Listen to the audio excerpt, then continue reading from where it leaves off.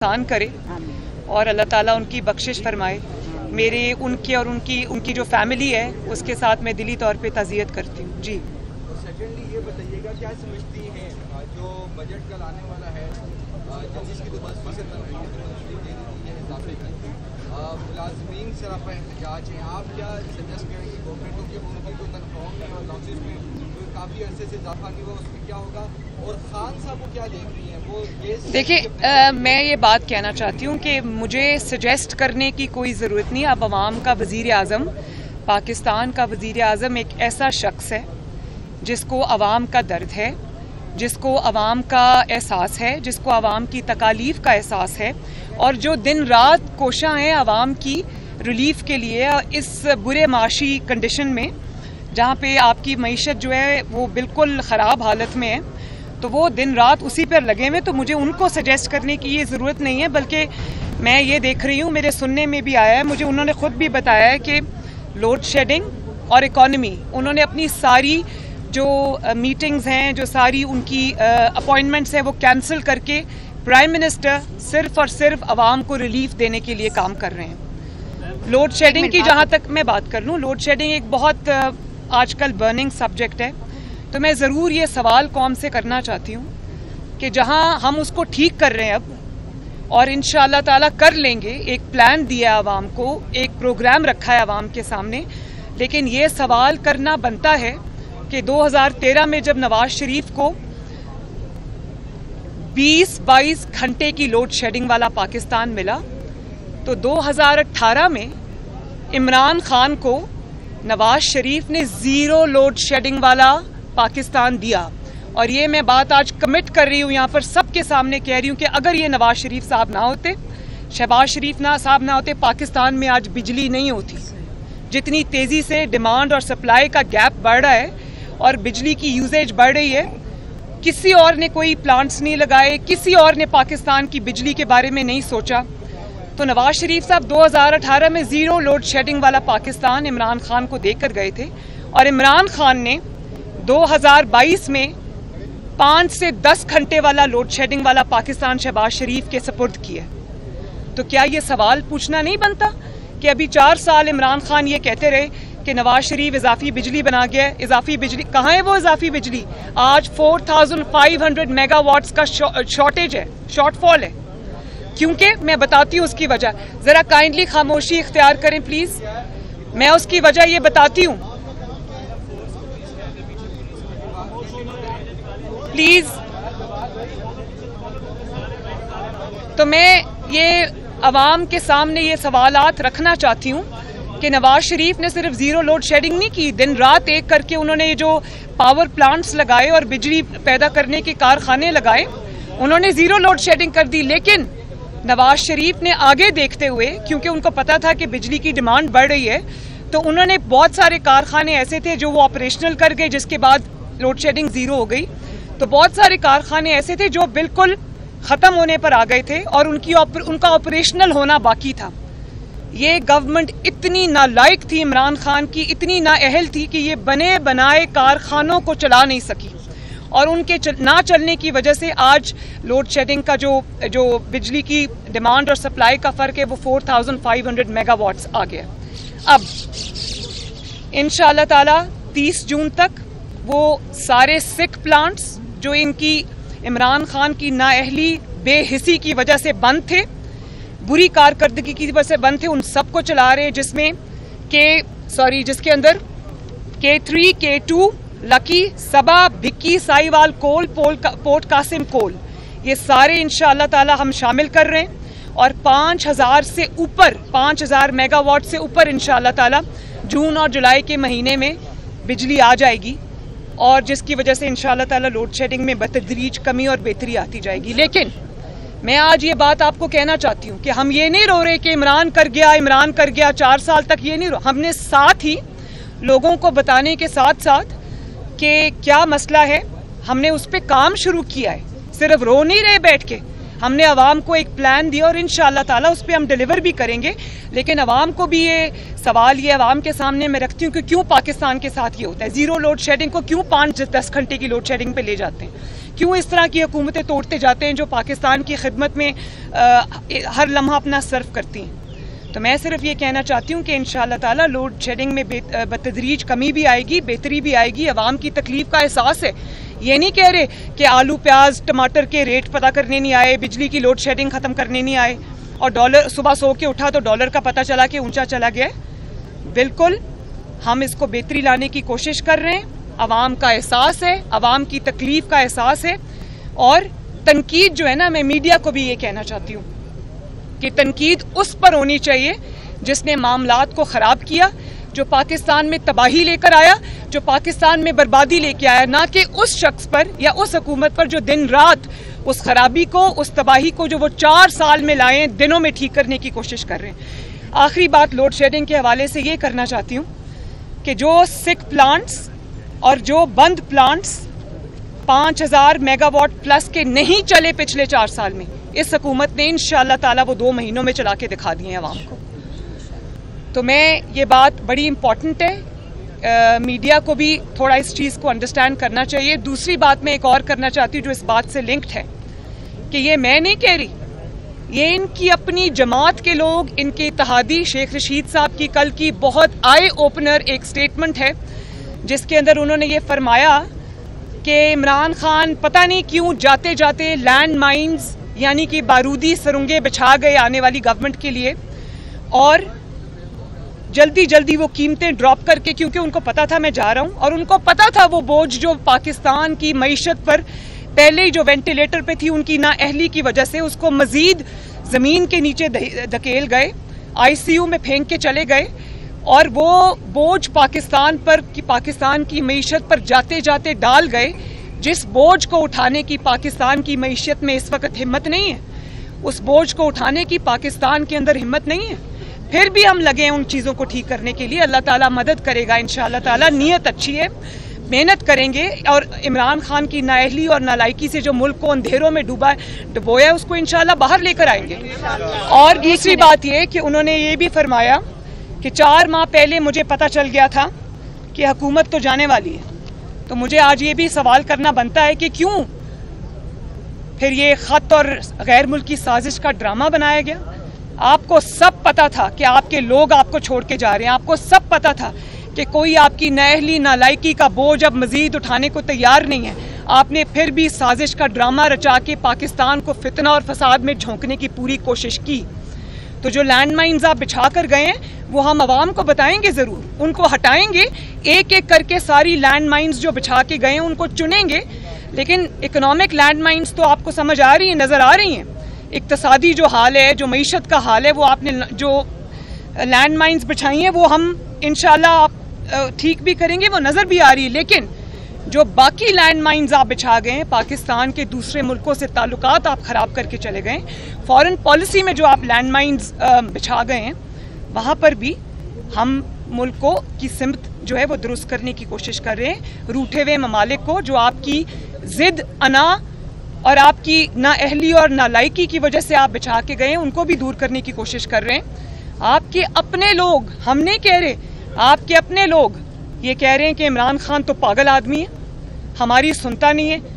कोई कह रहा है ये झूठ बोल रहा है, ये लैंड माइन्स बिछा कर गया है, इसको पता था कि हुकूमत जा रही। कोई कह रहा है, जो बड़े इनके बड़े लीडर हैं वो कह रहे हैं कि ये पागल आदमी है।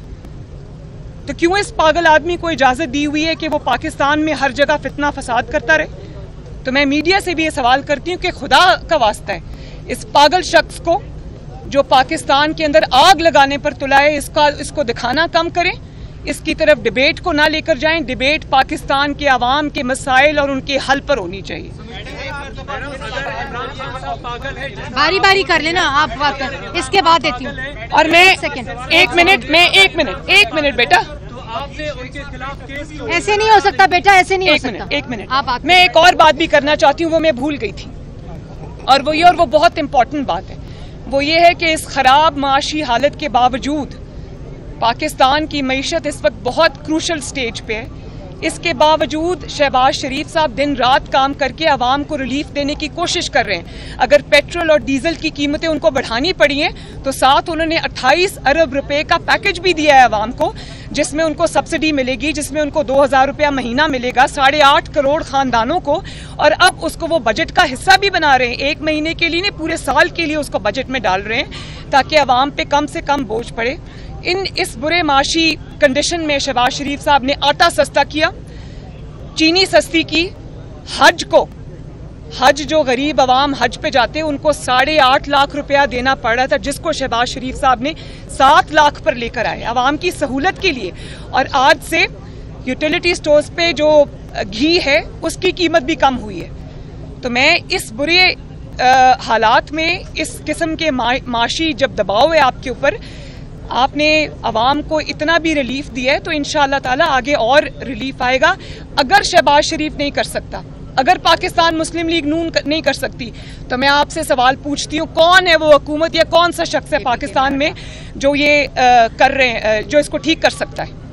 कोई नहीं है। इंशाअल्लाह ताला मुस्लिम लीग नून ने करके दिखाया है, मुस्लिम लीग नून करेगी, और मुस्लिम लीग नून इंशाअल्लाह ताला करके अवाम को दिखाएगी। We have done it, we will do it and we are doing it इंशाअल्लाह। दूसरी बात, अब मैं KPK के आटे की तरफ भी आ जाएं। KPK में शहबाज शरीफ साहब ने वादा किया, उनका मजाक उड़ाया गया जब उन्होंने कहा कि मैं अपने कपड़े बेच के भी KPK के अवाम को सस्ता आटा दूंगा। तो वो 2 दिन पहले वो वादा दिनों में, महीनों में नहीं, सालों में नहीं, दिनों में वफा हुआ, और KPK के अवाम को सस्ता आटा फरामी को उन्होंने यकीनी बनाया, जिसके लिए उन्होंने mobile stores, mobile utility stores उन्होंने वहाँ पर लॉन्च किए, और बतदरीज जो यूटिलिटी स्टोर्स कॉरपोरेशन है वो अपनी वहाँ पर प्रेजेंस को, अपने स्टोर्स का नंबर बढ़ाती जाएगी और KPK के अवाम को आटा मिलेगा। शहबाज शरीफ साहब KPK के अवाम को सस्ता आटा और रिलीफ फराहम करने की कोशिश कर रहे हैं, और KPK का वजीर आला और KPK का जो हुकूमत है वो इमरान खान को रिलीफ पहुंचाने की कोशिश कर रही है। ये है फ़र्क। वो सारा कुछ जो है ना, वो बनी गाला नहीं, उसका नाम मनी गाला होना चाहिए। वो सब जो रिलीफ है वो मनी गाला जा रही है। तो ये फ़र्क है। जो लोग अवाम का एहसास करते हैं, अवाम के लिए आते हैं, अवाम की खिदमत के लिए आते हैं, वो सब बोलता है। जी, कभी आप 5 कैरेट के अंगूठी लिए, कभी आप 5 कैरेट मेरे पास वैसे है नहीं, लेकिन अगर मैं लूँगी तो मैं इंशाअल्लाह ताला अपने पैसे से लूँगी। और अब मेरा अवाम के हालत को देखते हुए दिल नहीं करता इस किस्म की हरकतें करने को। मुझे कभी शौक़ हुआ करता था, लेकिन अब बहुत तकलीफ़ होती है जब मैं ये देखती हूँ ये डिस्पैरिटी जो है। तो बात 5 कैरेट के डायमंड की नहीं है। अगर वो आपने अपनी हलाल की कमाई से लिया है तो मुझे कोई, आप सारी उंगलियों में पहने, मुझे उसकी वो नहीं है। लेकिन बात यह है कि आपने एक ताला खुलवाने के लिए 5 कैरेट का डायमंड मांगा और कहा कि 3 कैरेट का डायमंड नहीं चाहिए। आप, वो फरा साहिबा फरमा रही हैं कि आपने 3 कैरेट का डायमंड दिया है फर्स्ट लेडी को, वो नहीं चाहिए।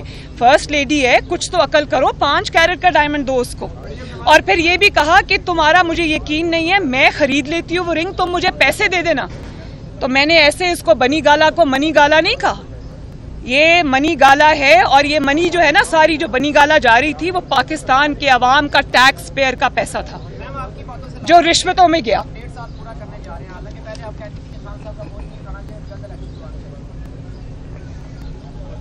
मैं ये समझती थी, लेकिन और मैं ऑनेस्टली ये फील करती थी कि अवाम के ऊपर ये बोझ नहीं डालना चाहिए, और उसमें हमें नए इलेक्शन में जाना चाहिए और नया मैंडेट लेना चाहिए। क्योंकि हुकूमत 5 साल की होती है, पहले 2 से 3 साल आप सख्त इक़दामात करते हैं, आखिरी 2 साल आप अवाम को रिलीफ देते हैं। तो मेरा ये था कि नया मैंडेट लिया जाए। लेकिन जब इन्होंने अनाउंस किया कि ये जत्था लेकर इस्लामाबाद पे हमला आवर होना चाहते हैं और धौंस और धमकी से फैसला लेना चाहते हैं, उस दिन पूरी मुस्लिम लीग नून नवाज शरीफ साहब समेत डट गई कि जत्थों के हवाले, फितना गर्दों के हवाले, दहशत गर्दों के हवाले ये मुल्क हम नहीं करेंगे। मुश्किलात आएंगी, फेस करेंगे, अवाम के साथ खड़े होंगे, अवाम की मुश्किलात में खड़े होंगे, लेकिन अवाम को रिलीफ देने की पूरी कोशिश करेंगे। उस दिन हमने ये फैसला किया और आपने अपनी आंखों से देखा कि वो फैसला सही साबित हुआ। उनको फितना गर्दों को शिकस्त हुई, इमरान खान को तारीखी नामोशी, शर्मिंदगी और शिकस्त का सामना करना पड़ा।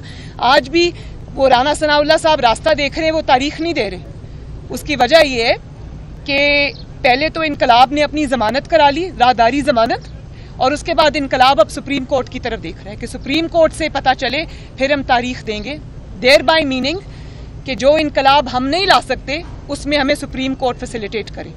तो मैं मजम्मत करती हूँ इस चीज़ की कि इदारों को खामखा की गंदी सियासत में अपने घसीटना ये ख़त्म होना चाहिए। ये बात अच्छी नहीं है। हर इदारे को अपना काम करने देना चाहिए, हुकूमत अपना काम करे। इंशाअल्लाह ताला पूरी कोशिश है कि ये जो टर्म है हम पूरी करें और अगले इलेक्शन में हम जाएं। हीरे की अंगूठी का जिक्र होता है, तो क्या आप लोग संजीदा भी हैं? क्या मलक रियाज को किसी तफ्तीश में शामिल तफ्तीश किया जाएगा?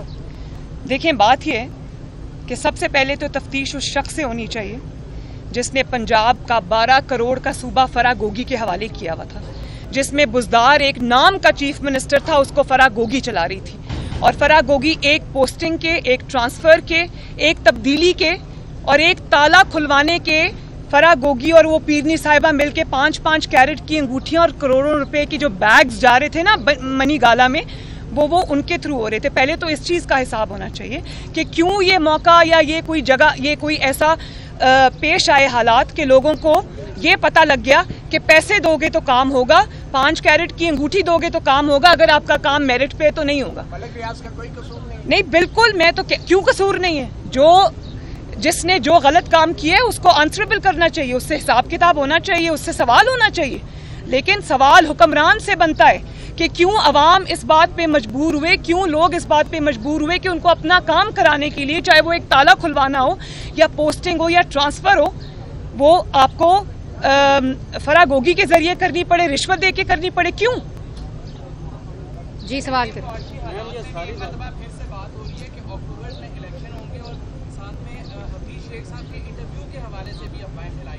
नहीं, उसकी उन्होंने बिल्कुल डिनाई कर दिया है, ISPR ने भी डिनाई कर दिया है, और मेरा नहीं ख्याल कि इस बात में कोई सच्चाई है। मेरा ख्याल है डिसइंफॉर्मेशन को नहीं, लेकिन डिसइंफॉर्मेशन की जहां बात आती है वहां ARY की बात मैं ज़रूर करूंगी कि देखें, अभी 2 दिन पहले उन्होंने झूठी खबर फैलाई कि माशी या जो इकोनॉमिक इमरजेंसी है गवर्नमेंट वो लगाने जा रही है, और उसकी वजह से डॉलर शूट किया, ऊपर गया, उसकी वजह से स्टॉक मार्केट नीचे आई और पाकिस्तान को नुकसान उठाना पड़ा, बिजनेस सेंटिमेंट ने सफ़र किया।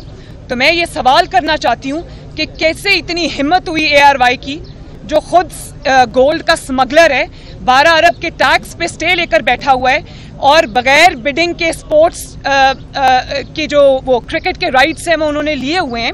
इमरान खान से उसने 40 अरब का फ़ायदा उठाया हुआ है, और ये वो चैनल है जिसको 4 दफ़ा यूनाइटेड किंगडम ने, बरतानिया ने झूठ बोलने में लाखों पाउंड जुर्माना किया। वहाँ अब ये ARY के नाम से ऑपरेट नहीं कर सकते, इनको दूसरे नाम से ऑपरेट करना पड़ता है। और वहाँ पर जो झूठ चर्न आउट करने की मशीन है, जो झूठ गढ़ने की मशीन है, जिसको ARY है, उसके सलमान इकबाल को, सलमान इकबाल को सतारा इम्तियाज मिलता है। तो क्या ये झूठ बोलने का तमगा उनको मिल रहा है? मैं ये समझती हूँ कि मैंने रिक्वेस्ट भी की है प्राइम मिनिस्टर को कि जो परसों इन्होंने घिनौनी हरकत की है, मुल्क की इकोनॉमी ने इनकी झूठी खबर की वजह से सफ़र किया है, इस पे स्ट्रिक्ट एक्शन होना चाहिए। मैडम, ये आपके बाद जो इस साइड को इस साइड पे गवर्नमेंट मिनिस्टर से ये 3-4 घंटे आपके साथ कोर्ट में आते हैं, आपको नहीं लगता कि इनका काम आवाम के प्रॉब्लम्स को सॉल्व करने के ऊपर होना चाहिए? अगर उनके काम में कोई कमी है तो मुझे बताएं। उनके काम में कोई कमी नहीं है, वो अपना पूरा ना प्लीज, बिल्कुल नहीं, खिदमत की नीयत से आए हैं दिन रात। कभी आपने ये भी देखा है कि वो रात को 2 बजे तक अपने ऑफिस में बैठ के बजट पे काम कर रही हैं? वो क्योंकि आपकी, लेकिन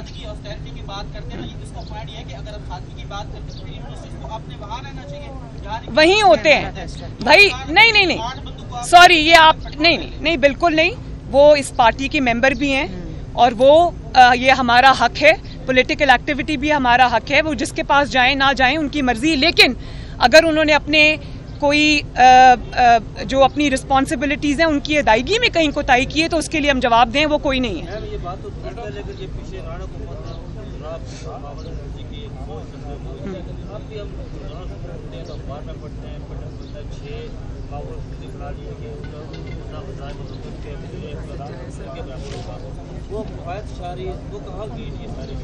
कफ़ायत शारी के लिए जो प्राइम मिनिस्टर ने हिस्टोरिक स्टेप्स अनाउंस किए हैं वो आप सबके सामने हैं।